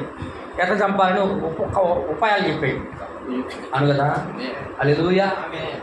ఉపాయాలు చెప్తే కూడా ఇప్పుడు దేవుడు ఏం చేశాడు? బిలాము, ఇజ్రాయెల్ను శపించకూడదు, నేను దీవించాను, నేను ఆశీర్వదించాను అని మరలా దర్శనంతో మాట్లాడు. అవును కదా. అప్పుడు ఆయన కూడా వాడి ఉన్నాడా? 2 సార్లు తప్పించాలని దేవుడు చూశాడు. చెప్పండి, అవునా కదా. వాడు రక్షించబడాలని దేవుడు కూడా కోరాడు. హల్లెలూయా. కానీ వాడేం చేశాడు? మళ్ళా కుయుక్తి ప్రయత్నం చేశాడు. అందుకే ఎవరినైతే చంపాలనుకున్నాడో వాళ్ళు చేతిలోనే ఖడ్గంతో తెచ్చాడు. మృగం యొక్క ముద్ర. ఆమేన్. హల్లెలూయా. దేవుని క్రమానికి మహిమలుగా. ఇక్కడ కూడా కయ్యూనే ఏం చేస్తా ఉన్నాడు? మొదట భక్తిలో విఫలం అయిపోయాడు. తర్వాత హత్య చేశాడు. హత్య చేసిన తర్వాత దోష శిక్షను పొందుకున్నాడు. దోష శిక్ష నుండి అతడు నేరుగా మృగము యొక్క ముద్ర వైపు నడుచుకుంటూ వెళ్ళి దాన్ని దేవుడి చేత ఏడ్చుకున్నాడు. మొత్తం దొనుకు దేవుడి చేత మృగం యొక్క ముద్ర ఇచ్చుకున్న గొప్పోడు. దేవుడు మృగం యొక్క ముద్ర ఎవరు కయ్యూని చేసింది ఎవరు చెప్పండి? కయ్యూని చేసింది ఎవరు? దేవుడే. కానీ ఈరోజు అందరికి సాధారణ వేస్తాడు ముద్ర. కానీ వీడి మాత్రం గొప్పోడు. వీడి సంతానానికి మాత్రం వాడేస్తాడు. హల్లెలూయా. కానీ దేవుడి పిల్లలకు మాత్రం దేవుడే వేస్తున్నాడు. ఆమేన్. హల్లెలూయా. అందుకే మీకు కొన్ని విషయాలు చెప్తాను. ఇక్కడ ఏమంటాడంటే దాని గురించి కయ్యూను ఒక రెబేలియన్ స్పిరిట్. నీ తమ్ముడైన హేబేలు ఎక్కడంటే ఏమన్నాడంట వాడు? నేనేమన్నా నా తమ్ముడికి నేను కావలి వాడనా అని ఎదిరించినట్లుగా మాట్లాడాడు. ఎదిరించి మాట్లాడాడు. హల్లెలూయా. ఎదిరించి మాట్లాడినందుకు ఇక్కడ ఏమంటున్నాడంటే ఎదిరించి మాట్లాడినందుకు గ్రీక్ వరల్డ్లో, గ్రీక్ బైబుల్లో దాని గురించి మాట్లాడుతుంటే రిజెక్టెడ్ మైండ్ అంటవాడు. దేవుణ్ణి రిజెక్టెడ్ మైండ్ కయ్యూనిది. అందుకే మనకి తెలుగు బైబిల్లో మామూలుగా ఇంగ్లీష్ బైబిల్ ఏమని ఉంటుందంటే, నేను ఒక వర్డ్ చెప్తాను కొంచెం గమనించండి. దాన్ని ఏమంటాడంటే రీప్రోబేట్స్. అందరూ వింటున్నారా? అక్కడేమో రిజెక్టెడ్ మైండ్ అని ఉంటుంది. కానీ తెలుగు మనం మామూలుగా సాధారణంగా ఇంగ్లీష్ బైబిల్ ఉంటుంది రీప్రోబేట్స్. అంటే అర్థం ఏంటి అంటున్నాడంటే, నేను చెప్పడానికి ప్రయత్నిస్తాను. ఎదురు తిరిగేవారు. దేవుని వాక్యం ఏం చేస్తారంట? ఎదురు తిరిగేవారు, వాక్యానికి విరోధ మనసు కలిగిన వాళ్ళు, వాక్యమును అంగీకరించని వారు. అది రీప్రోబేట్స్ అంటే ఇప్పుడు చదివే కదా మీకు. ఏది దానికి అర్థము? వాక్యానికి దేవుడికి ఎదురు తిరిగే వాళ్ళు. రెండోది విరోధమైన మనస్సు కలిగిన వాళ్ళు. మూడోది అంగీకరించడానికి మనస్సు లేని వాళ్ళు. హల్లెలూయా. వారు ఏమంటారు? రీప్రోబేట్స్ అని అంటారు. దేవుని స్తోత్రం. ఈ కయ్యూని దగ్గర నుండి కయ్యూని సంతానం అంతా కూడా ఈ 6000 సంవత్సరాలలో అలాగే వాక్యముని వెలిగిస్తూ వాళ్ళందరూ కూడా మృగం యొక్క ముద్రను ఆత్మీయంగా ఉంటున్నారు. హల్లెలూయా. మీకు కొన్ని ఉదాహరణలు చూపిస్తాను, ముగిస్తాను, గమనించండి. ఇక్కడ ఏమంటున్నాడు? నా ప్రియమైన సోదరులారా, అందరికి అర్థమవుతుందండి? అందరూ జాగ్రత్తగా ఉంటారు. చాలా ప్రాముఖ్యం మనకి. ఇక్కడ ఏమంటాడంటే, పాత నిబంధనలో కొంతమంది దేవుని ప్రవక్తని వ్యతిరేకించారు. వ్యతిరేకించినప్పుడు ఇర్మియా ప్రవక్త దాని గురించి మాట్లాడుతున్నాడు. చదవండి. ఉదాహరణగా ఇర్మియా గ్రంథము 6వ అధ్యాయము 29-30 వచనాలు.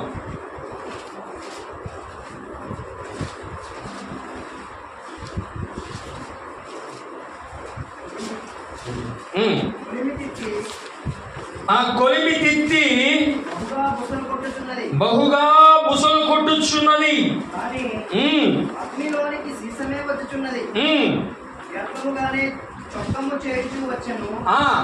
ఇక్కడ గమనించండి కింద.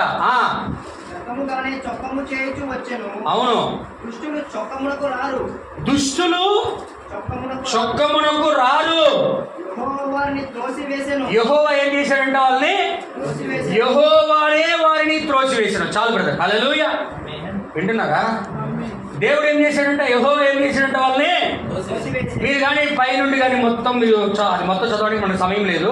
మీరు చదువుకున్నట్లయితే కొంచెము అహంకారులుగా, ఇష్టానుసారంగా ప్రవర్తించే వాళ్ళుగా, వాక్యానికి వ్యతిరేకులుగా ఎవరైతే ప్రజలు ఉన్నారో వారందరూ కూడా ఇర్మియా కాలంలో ఉన్నప్పుడు వారందరినీ కూడా దేవుడు ఏం చేశాడు అంటే వారిని ఆయన త్రోసేసేసాడు. హల్లెలూయా. దేవుడు అటువంటి వాక్యాన్ని త్రోసివేసే వారిని దేవుడు కూడా త్రోసివేస్తాడు. అందుకే అక్కడ యెహోవాయే వారిని త్రోసివేసెను అని రాయబడి ఉంది తెలుగు బైబిల్లో. ఇంగ్లీష్ బైబిల్లో త్రోసివేసి దాని గురించి మాట్లాడి చూసినట్లయితే రీప్రోబేట్స్ అని ఉంటుంది. హల్లెలూయా. అందరూ ఆమేన్ చెప్పండి. అందరికి అర్థమవుతుందా? రీప్రోబేట్స్ అని ఉంటుంది అక్కడ. కాబట్టి మీకు ఇంకో క్వశ్చన్ కూడా చూపిస్తాను. రోమీయులకు రాసిన పత్రిక రోమిలికి రాసిన పత్రిక 1వ అధ్యాయము త్వరగా తీయండి దయచేసి. 1వ అధ్యాయము 28వ వచనం చదవండి, తర్వాత 29 నుంచి 32 వరకు చదువుతుంది. వాళ్ళు ఎలా ఉంటారో, రీప్రోబేట్స్ అనబడే వాళ్ళు ఎలా ఉంటారో, వాక్యాన్ని దోషించే వాళ్ళు, ఎదిరించే వాళ్ళు ఎలా ఉంటారు అక్కడ అంటున్నాడు. చదవండి అయ్యా. వాళ్ళు ఎలా ఉంటారు మొదట అంటే, వారు తమ మనస్సుల్లో ఎక్కడ అన్నారు విన్నారా? ఎక్కడ? తమ మనస్సుల్లోనే మొదట వారికి దేవుడికి చోటీ లేదు. వారు తమ మనస్సుల్లో దేవుడికి చోటు ఉండడానికి స్థలం ఇవ్వలేదు కాబట్టి దేవుడు చెయ్యరాని కార్యాలు చేయడానికి దేవుడు వాళ్ళకి అప్పగించేశాడు. దేనికి అప్పగించాడు? భ్రష్టమైన మనస్సుకు దేవుడు వారిని అప్పగించాడు. హల్లెలూయా. ఎవరైతే దేవుడికి చోటీ లేదు, ఎవరైతే దేవుడు భ్రష్ట మనసుకు అప్పగించాడో అటువంటి వారు సమస్తమైన ఏమిటి నీతి కాదయో, సమస్త దుర్నీతి చేతను, దుష్టత్వము చేతను, ఏం చేతము? కోపము చేతను, క్షమించండి, ఈర్ష్య చేతను నిండుకొని మత్సరము, నరహత్య, కలహము, కపటము, హల్లెలూయా, కొండెగాండ్రును. ఎవరు కొండెగాండ్రా? కొండగాండ్రు అంటే ఈర్ష్య కలిగి ఉండడం అంటే హేబేలు కయ్యూను ఇద్దరుండ్రు. కయ్యూను హేబేలు మీద కలిగి ఉన్నది ఏంటి? ఈర్ష్యనా? హల్లెలూయా. దేవుడికి చోటీ లేని వాడు, అందుకే దేవుడికి స్థలం ఇవ్వలేదు కనుక చెయ్యరాని కార్యాలు చేయడానికి దేవుడు అప్పగించాడు. ఇక్కడ రోమిలికి రాసిన పత్రికలో ఈర్ష్య, కోపము, మత్సరము, నరహత్య, కలహము, కపటము, వైరము, కొండెగాండ్రు అంటే సాడీలు చెప్పేవారు. మామూలుగా ఆడవాళ్ళు ఉంటారు, మామూలుగా వీళ్ళ మీద వాళ్ళ మీద మీరు కాదు, మీరు పంచు. నేను చెప్పేది కొంతమంది ఉంటారు, కొండెగాండ్రు అయిన ముసలోళ్ళు ఉంటారు కొంతమంది. ముసలమ్మ ముచ్చట్లు పోతారు, ఆడిపోతారు, పక్కింట్లో చెప్తారు, ఆడిపోతుంది ఆడి చెప్తారు, ఆడిపోతుంది ఆడి చెప్తారు, ఆడిపోతుంది కూడా చెప్తారు, తిరిగి మళ్ళీ వస్తారు. అట్లా ఉంటాడు బైబిల్ చెప్తాం, నేను చెప్పడం వల్ల నా సొంత బోధ కాదు. హల్లెలూయా.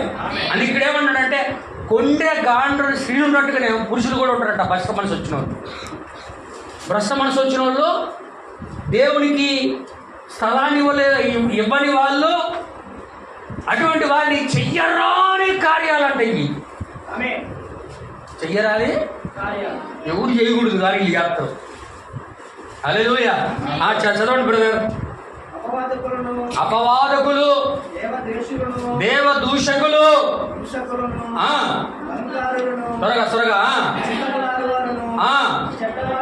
చెడ్డవాటిని కల్పించే వాళ్ళు, తల్లిదండ్రులకు అవిధేయులు, అవివేకులు, మాట ఇచ్చి మాట తప్పేవాళ్ళు, అనురాగ రహితులు, ఏమయ్యారు? నిర్దయులయ్యారు. ఇట్టి కార్యములను నేర్చుకునే వాళ్ళు మరణమునకు తగిన వాళ్ళని దేవుడే డిసైడ్ చేసేసాడు. ఆమేన్. హల్లెలూయా. ఆమేన్. ఆమేన్. హల్లెలూయా. ఇట్లాంటి కార్యాలు చేసే వాళ్ళని దేవుడు ఏం చేస్తాడంటే అటువంటి ముద్రకు పిలిచాడు. దేవుడు అవకాశం ఇస్తున్నాడు. దేవునికి వారు తమ యొక్క మనస్సులో వారు చోటు ఇవ్వలేదు కనుక అని అంటున్నాడు. దేవుడు నేను వాళ్ళ లోపలికి పోయి ఉండాలి, నేను వాళ్ళ హృదయాల్లో ఉండాలి అని దేవుడు ఇష్టపడ్డాడు. హల్లెలూయా. వెళ్ళినా కూడా వాళ్ళ దేవుడికి చోటు లేదు. చోటు లేదు కాబట్టి దేవుడు వాటికి అప్పగించేసేసి అటువంటి వాటికి అప్పగించేసాక అటువంటి గుణ లక్షణాలతో అటువంటి మనుషులు నింపబడి ఏమైపోతున్నారంటే మరణమునకు పాత్రులుగా తయారు చేయబడుతున్నారు. తర్వాత చదువు బ్రదర్, ఇంకోటి చదవండి త్వరగా. 2 తిమోతి రాసిన పత్రిక 3వ అధ్యాయం 8వ వచనం. అక్కడ కూడా కొంతమంది ఉన్నారు చూడు, వాక్యాన్ని ఎదిరించేవాళ్ళు. ఎన్నే 195 పేజీ అండి. ఎన్నే ఎంబ్రే అనబడే వాళ్ళు ఎవరు? ఎన్నే ఎంబ్రేలు ఎవరు? మోసే కాలంలో ఉన్నటువంటి ఇద్దరు మంత్రగాళ్ళు. అవునా? ఈజిప్ట్ దేశంలో ఉన్నటువంటి మంత్రగాళ్ళు. హల్లెలూయా. ఎన్నే ఎంబ్రే అనువారు మోషేని ఎదిరించినట్లుగా వీరుడు అంటే ఈ కాలంలో ఇక్కడ పౌలు గారి కాలంలో కూడా చెడు మనస్సు కలిగిన వారై విశ్వాస విషయములో భ్రష్టులై సత్యమును ఎదిరింతురు. ఆమె వీళ్ళని అక్కడ రీప్రోబేట్స్ అంటే కయ్యూను దేవుని ఎదిరించాడు. ఎన్ని ఎంబ్రేలు దేవుని ఎదిరించాడు. హల్లెలూయా. ఇర్మియా కాలంలో కొందరు ఇర్మియాని ఎదిరించినందుకు దేవుడే వాళ్ళని రోజు చేశాడు. రోమీయులు రాసిన పత్రికలో దేవునికి చోటినందుకు దేవుడు వాళ్ళని మా భర్త మనసుకు అప్పగించి మరణానికి పాత్రలుగా చేసేసాడు.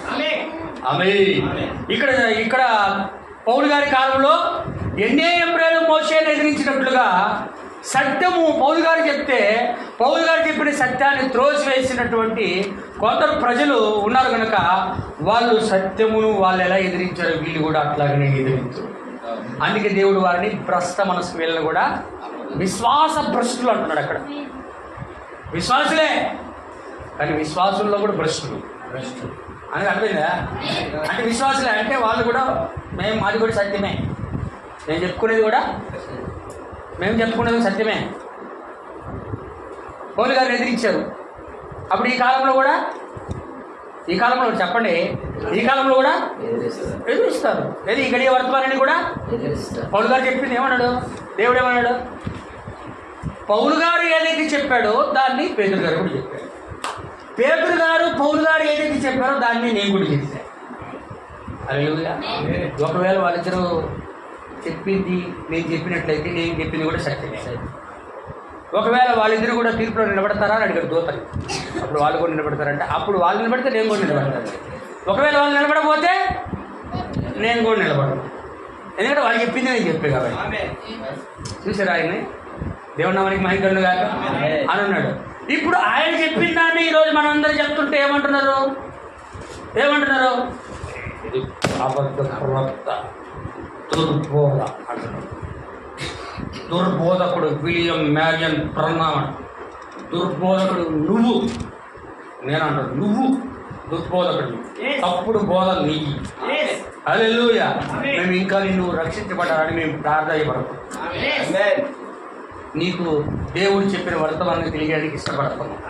హల్లెలూయా. దేవుని యొక్క నామానికి మహిమ కలుగును గాక. ఏం చేశారు మనం చేసుకుంటేనా వేసి అబద్ధ ప్రవక్తను వేసి ప్రపంచం అంతా కూడా చేసి ఇక్కడ పోలే సత్యమును ఎదిరించినట్లు ఎన్ని ఈ రోజులు కూడా అటువంటి మాయ మంత్రగాళ్ళు. వాడు ఒక స్వస్థత నమ్మడు, ఒక పరిశుద్ధాత్మను నమ్మడు, ఏ కార్యాన్ని నమ్మడు. పరిశుద్ధాత్మను పొందుకున్నాడు అది కూడా నమ్మడు. ఎన్నే ఎంబ్రేలు. హల్లెలూయా. మోషేని ఎదిరించినట్లు ఈరోజు ఈ కాల వర్తమానం కూడా ఎదిరిస్తారు. ఆయన ఇక్కడ పౌలు గారు ఎందుకు అలా ఎదిరిస్తారంటే వారు విశ్వాస భ్రష్టులు. విశ్వాసంలాగానే కనపడతారు. మంచిగా సూపర్గా సూట్ వేసి మనకు కూడా ఉండవయా, మనకు కూడా లేవు. వేసుకున్న ప్యాంట్ని 6 రోజులు వేసుకున్న చొక్కాని వేసుకుంటా. ఆయన ఒక ఎపిసోడ్లో కనపడాలంటే ఎపిసోడ్కి ఒక కొత్త చొక్క, కొత్త కోటు, కొత్త డ్రస్సు, టై అది కానీ ఒక లైట్ ఫోకసింగ్ లైట్ లేకపోతే డిస్కో లేకపోతే ఆయన రాడ్ స్టేజ్ మీదకి. ఆయనకి ఒక స్టేజ్ ఉండాలా, ఒక స్టేజ్ కావాలా.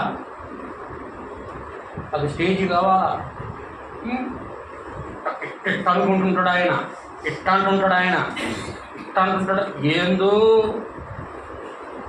వాక్యం చెప్పడానికి వస్తున్నారో లేకపోతే ఆడేమన్నా షో ఇవ్వడానికి వస్తుందో అర్థం కాదు. విశ్వాస భ్రష్టులు అండి వాళ్ళందరూ, విశ్వాస భ్రష్టులు కాబట్టి సత్యమును వితురితురు అని క్లియర్గా 2000 సంవత్సరాల ముందే పౌలు గారు చెప్పారు. ఆ రోజు చెప్పిన మాటలు ఈరోజు మన కళ్ళ ముందు నెరవేరడం మనం గమనించాలి. హల్లెలూయా. దేవుని ఏజుని చొక్క ఈడు, ఏజుని బయట ఈడు, ఆయన తిన్న తిండి తిండు, ఆయన ఏజుని పోయిన కారు మళ్ళీ రాడు. కారు పోతుంటే ముందు 10 మంది పరిగెత్తారు, వెనకాల పోపు పరిగెత్తాడు, పరిగెత్తున్నారు ముందు వెనక. పైకి మాత్రం అన్న పాపం వాళ్ళు కూడా అమాయకులు, పాపం ఏం తెలియదు, అమాయకులు వాళ్ళు కూడా, పరిగెత్తే వాళ్ళు కూడా అన్న చెప్పేది సత్యమే అనుకుంటుంటారు. పైన పటారం, లోపల లొటారం, పైన అంటారు, లోపలము ఒకే భ్రష్ట మనసు, భ్రష్ట హృదయము, అసహ్యము, క్రూరము, కోపము, ద్వేషాలు, పగ, అపవాదకులు. దేవునికి చోటీ లేదు కనుక చెయ్యరాని కార్యములు చేయటకు దేవుడు వారిని భ్రష్ట మనస్కారం. హల్లెలూయా. మీరు ఎవరు బాధపడ్డది మీరు ఇట్లాగనే చెప్తారు, అది వాక్యం అని.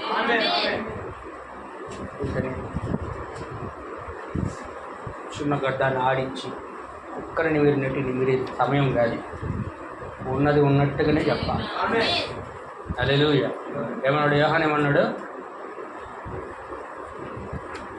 యోహాను?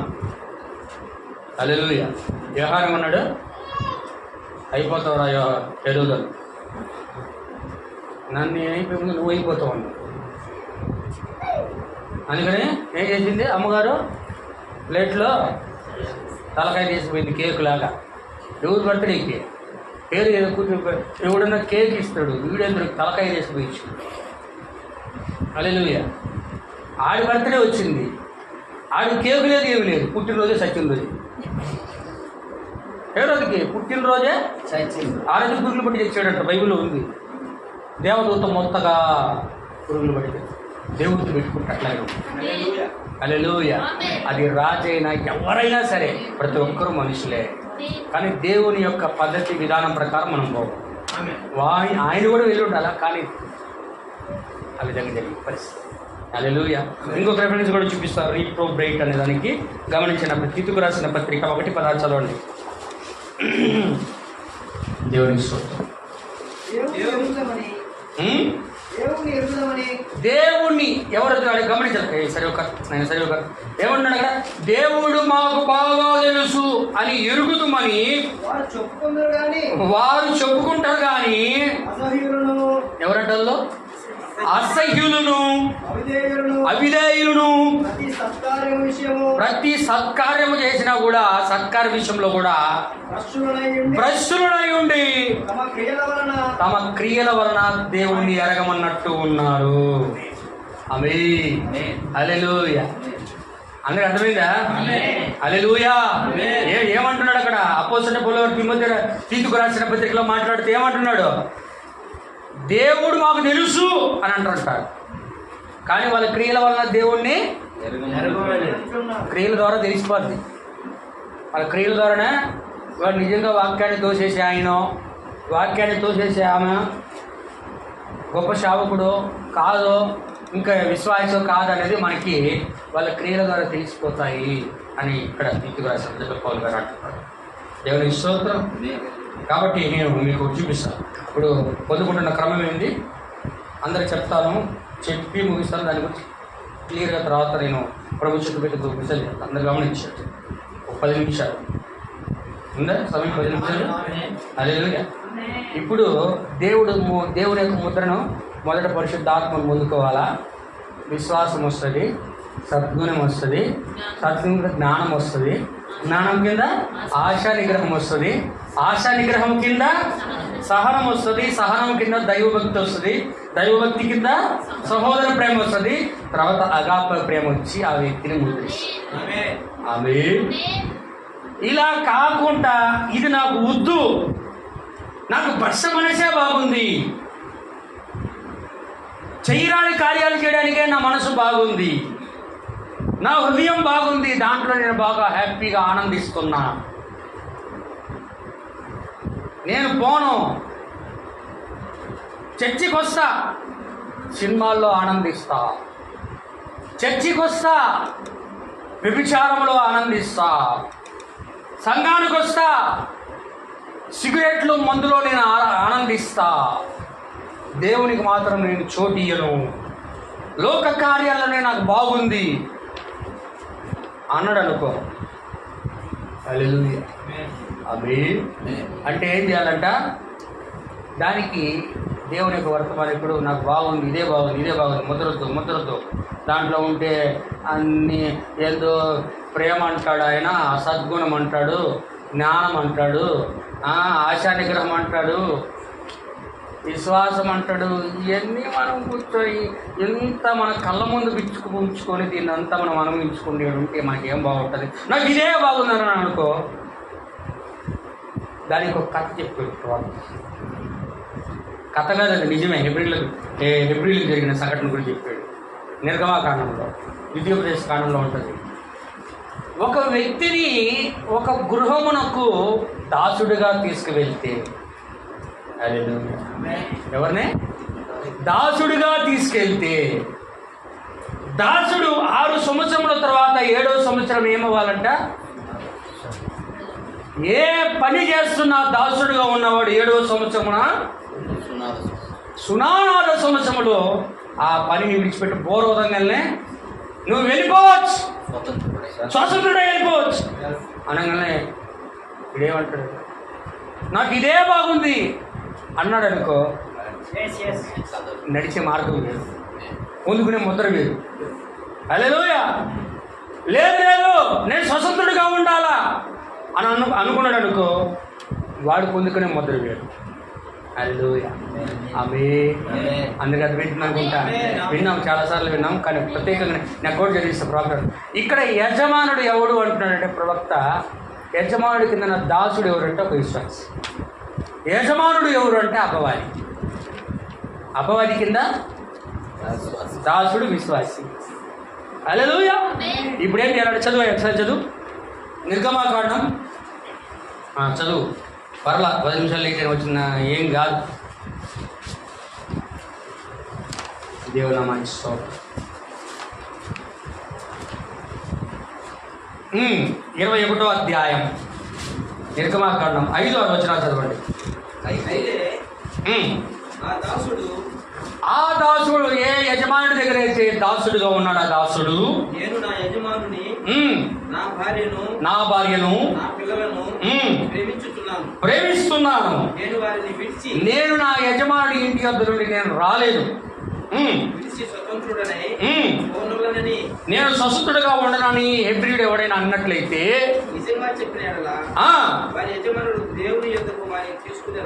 దేవుని యొద్దకి ఎక్కడికి తీసుకురావాలో? దేవుడి దగ్గరికి, మందిరానికి తీసుకురావాలి.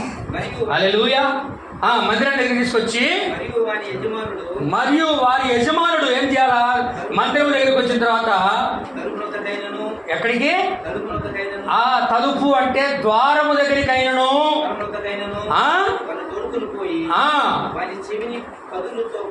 వాని చెవుని ఏం చేయాలా? బాగా కుదురుతూ ఆంధ్ర చెవులు పొడి చేయాల. నిరంతరం పోగేసేయాల. అంతేనా? నేను చదువుతాను, చూడు, గమనించు నా ప్రియమైన సోదరి సోదర. దాన్ని దేవుని యొక్క వర్తమాన ప్రవక్త ఒక వర్తమానం అన్నాడు. 10 మంది కన్యకలు, అవునండి, 10 మంది కన్యకలు 144,000 మంది యూదులు అనబడే వర్తమానంలో ఆయన అంటున్నాడు. 60వ సంవత్సరము 12వ నెల 11వ తేదీ మార్నింగ్ చెప్పిన మెసేజ్ ఇది. దాంట్లో మెసేజ్ అప్పుడు 153వ పేరా. అది దేవునికి స్తోత్రం. అందరూ విన్నారా? ఏముందా? ఆకలిందా? దేవుని యొక్క నామానికి మహిమ కలుగుగాక. దయచేసి అందరూ కూడా గమనించండి.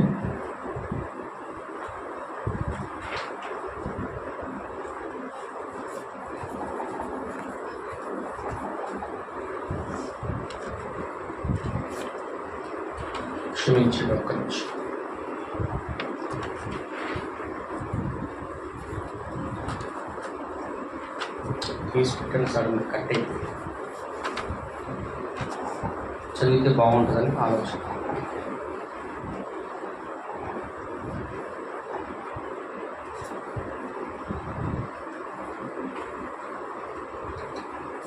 దేవునికి స్తోత్రం, హల్లెలూయా.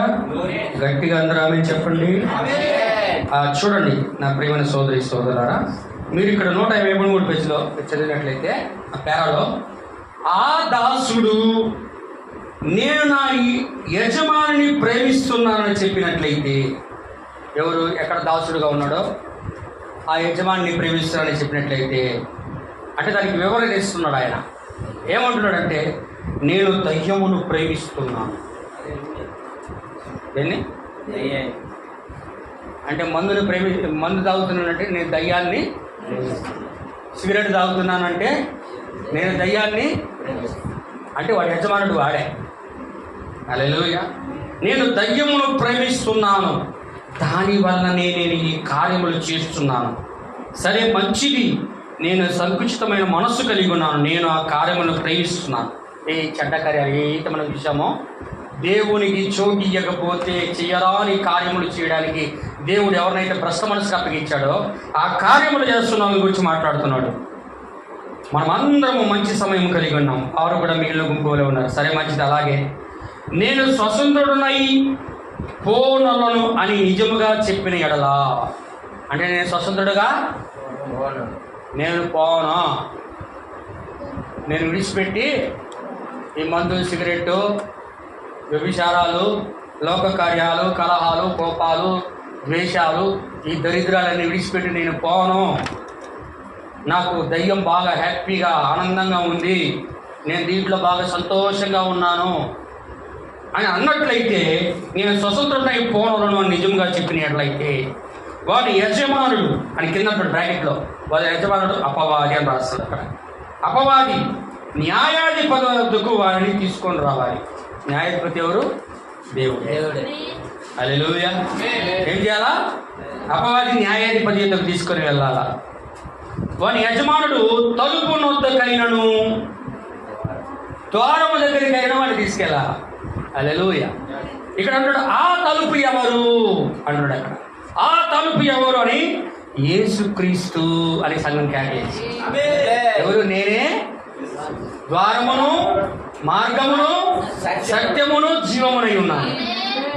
పరలోకమందు ఒక తలుపు తెరవబడింది. యోహాను ఇక్కడ ఎక్కిరమ్మని. ఆమేన్. నా ద్వారా తప్ప ఎవడు తండ్రి వద్దకు రాడు, ఎప్పుడైనా రాడు. హల్లెలూయా. అది ఎవరైనా కూడా రాలేరు, యేసుక్రీస్తు వారు తప్ప. ఆమేన్. ఆ సంఘం ఏం కేకలేసింది? యేసు తలుపు ఎవరు అంటే యేసుక్రీస్తు. మనం కూడా ద్వారం ఎవరు? యేసుక్రీస్తు వారు. ఆమేన్. అన్నప్పుడు ఆయన అంటున్నాడు అని చెప్పారు, నేను నీ ముందు ఒక ద్వారమును పెట్టి ఉన్నాను, మృగము యొక్క ముద్ర ఎప్పుడు వచ్చును? ద్వారము పెట్టబడి ఉన్న ఈ కాలములో మృగము యొక్క ముద్ర చివరి ముద్రింపు. ద్వార బంధకమునొద్దకైనను వాని తోడుకొని పోయి అతని యజమానుడు వాని చెవిని కుదురుతో గుచ్చవలను. తర్వాత వాడు నిరంతరము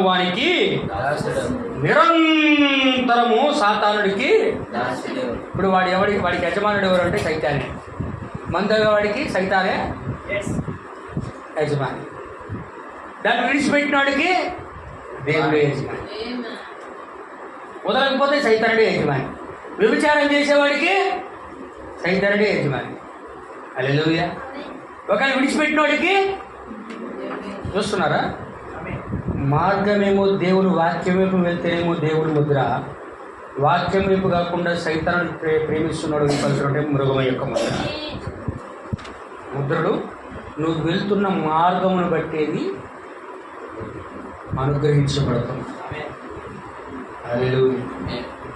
ఏం చేస్తాడంటే యజమానుడు, సైతాన్ గాడు, ప్రభువా నా మందు చూపించేవాడికి హ్యాపీగా ఉందంట అంటే దేవుడు చూసి ఎలా హ్యాపీ అంటే, నాకు ఇది చాలా బాగుంది బ్రదర్, మందాలు బురదగుంటలో కొట్లాడడం భలే ఉంది బ్రదర్, అందుకే నేను చర్చికి రాను బ్రదర్, అమ్మాయిలు తిరగడం భలే ఉంది బ్రదర్, అందుకే నేను చర్చికి రాను బ్రదర్. లోకంలో పిచ్చవిడిగా ఇష్టానుసారంగా జీవించడం హ్యాపీగా ఉంది బ్రదర్. చర్చికి రాకుండా, దేవుడి దగ్గరికి రాకుండా, నా పాపాలు క్షమించి ప్రభువా అని అడగడం నాకు బాగలేదు బ్రదర్. ఇదే బాగా లోకం హ్యాపీగా ఉంది బ్రదర్ అన్నాం అనుకో, రే రా రా రా రా అని వాడు యజమానుడు పిలిచి, రే ఒకేసారి నీ నోటు తొక్కు అంటే బాగుంది నాకు అంటే తీసుకొచ్చి ద్వారం దగ్గర నిలబెట్టి బాగా దప్పలను తీసుకొచ్చి పొడుగునా, ఇప్పుడు కాదులే అప్పుడు ఏప్రిల్ దాసరికి ఏం చేసేవాళ్ళు, ఇంత పొడుగున దప్పడం బాగా తీసుకొచ్చి చెవులో పొడిచి ఈ పక్క నుంచి ఆ పక్క వచ్చి మళ్ళీ ఈ పక్క చెవులో మళ్ళీ పొడిస్తే ఈ పక్క 2 రింకులు ఎవడు రవిడంటే నా దాసుడు. హల్లెలూయా. ఇప్పుడు ఇక్కడ ఏమైంది, అక్కడ అదైతే ఇక్కడ ఇప్పుడు ఏంటంటే ఇది ఇప్పుడు ఏంటంట, అయ్యా అమ్మా వింటున్నారా, ఏంటంటే ఇప్పుడు ఇది ఈ పొడసుడు ఏంటంటే వాత వేయబడిన మనస్సాక్షిక, వాత వేయబడిన నువ్వు వాడు చర్చి నుంచి వెళ్ళిపోయినాడు కానీ హల్లెలూయా వెళ్ళిపోయి ఇట్లాగా తొందరపడి ఇష్టానుసారంగా తమ జీవితాలను పాడు చేసి వెళ్ళిపోయి ఉంటారు కదా. ఏమండి ఒకరు సంఘంలో ఉన్నా కూడా వాళ్ళ గురించి కూడా చెప్తున్నా, వాళ్ళకి ఎంత చెప్పినా నా దారి అసలైన దారి అంటారు. నా దారే అసలైన దారి, నీదే తప్పుడు దారి, నా దారిలోకి రారాడు. హల్లెలూయా. అంటే అర్థం చేసుకోవాలి, వీడికి వాళ్ళ యజమానుడు ఏసాడు రా చెవుకి, ఏసాడు రా నొసటి పైన మృగము యొక్క ముద్ర. చాలా బాధాకరం, చాలా బాధాకరం. ఒకసారి పడితే ఇంకొకసారి దేవుడికి కూడా అధికారం తీసేయడాడు, వాడి యజమానుడికి కూడా లేదు అధికారం తీసేయడాడు. హల్లెలూయా. అందుకే మనం ఏం చేయాలా, వాక్యం యొక్క మార్గంలో వెళ్ళాలి, వాక్యం యొక్క రాజమార్గంలోనే వెళ్ళాలి. హల్లెలూయా. అందుకే నేను చెప్పింది ఏంటంటే మనకి సమస్యలకి సంఘ శాఖలతో సంబంధం లేదు. మార్గం ఒకటిలాగానే కనపడుతుంది, కారణం మార్గం ఒకటి కాదు. ఆరాధన ఒకటిలాగానే కనపడుతుంది, కానీ ఆరాధన ఒకటి కాదు. కయ్యూని ఆరాధన వేరు, వేరు ఆరాధన వేరు. ఆదిపోస్తుల ఆరాధన వేరు, ఆ కాలంలో ఉన్న శాస్త్రులు పరిచయుల ఆరాధన వేరు. అవి ఈరోజు మన వధువు యొక్క ఆరాధన వేరు, సమస్తులు సంఘ శాఖల యొక్క ఆరాధన వేరు. ఆయన భార్య పొందుకుంటున్న ముద్ర వేరు, వారు పొందుకుంటున్న ముద్ర వేరు. అమే అది బ్రదర్ మా పేరు రాండి బ్రదర్.